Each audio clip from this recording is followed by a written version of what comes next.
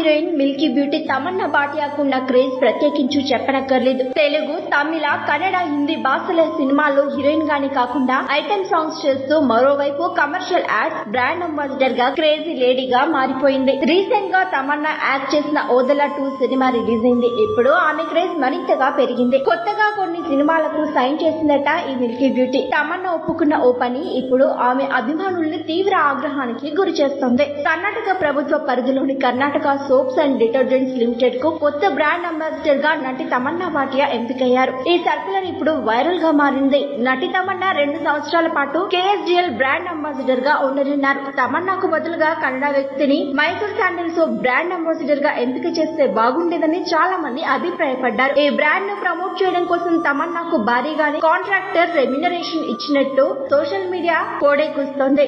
పొరుగు రాష్ట్రానికి చెందిన నటిని రాష్ట్ర ప్రభుత్వం ఇంతగా ఎందుకు ప్రాధాన్యత ఇస్తోందనే ఆరోపణలు కూడా ఉన్నాయి. మైసూర్ శాండిల్ సబ్బుకు ప్రత్యేకమైన చరిత్రే ఉంది. ఈ సబ్బు దాని ప్రారంభం నుండి దాని నాణ్యత, సువాసనను నిలుపుకుంది. ఇది వినియోగదారులలో అత్యంత ప్రజాదరణ పొందిన సబ్బులలో ఒకటి.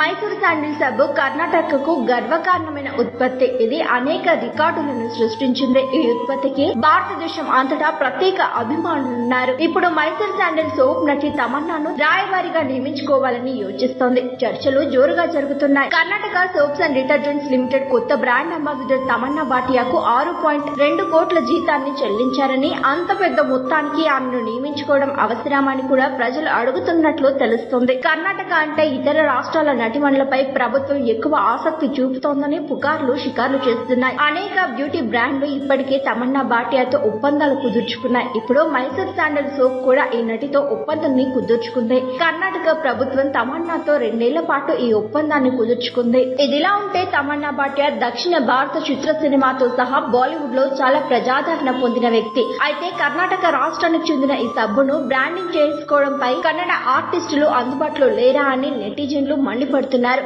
భారతీయ పరిశ్రమలో తనకంటూ ఒక ప్రత్యేక ముద్ర వేసిన నటిమణులలో తమన్నా భాటియా ఒకరు. వరుస సినిమాలు చేసి సినీ పరిశ్రమలో ఓ ప్రత్యేకమైన గుర్తింపును తెచ్చుకున్నారు. ఈ బ్యూటీ ప్రస్తుతం బాలీవుడ్, టాలీవుడ్, కోలీవుడ్, OTTలలో బిజీగా ఉన్నారు. 16 సంవత్సరాల వయసులో చిత్ర పరిశ్రమలోకి అడుగుపెట్టిన నటి తమన్నా భాటియా తెరపై ఇదివరకు చాలా వివాదాల్లో నిలిచారు. ఏదేమైనా తమన్నా మాత్రం ఇప్పుడు, అప్పుడు, ఎప్పుడు కోరుకునే నటిగా మిగిలిపోయింది. మరిన్ని ట్రెండింగ్ వీడియోల కోసం న్యూస్ 18 తెలుగు యూట్యూబ్ ఛానల్ ను సబ్స్క్రైబ్ చేసుకోండి.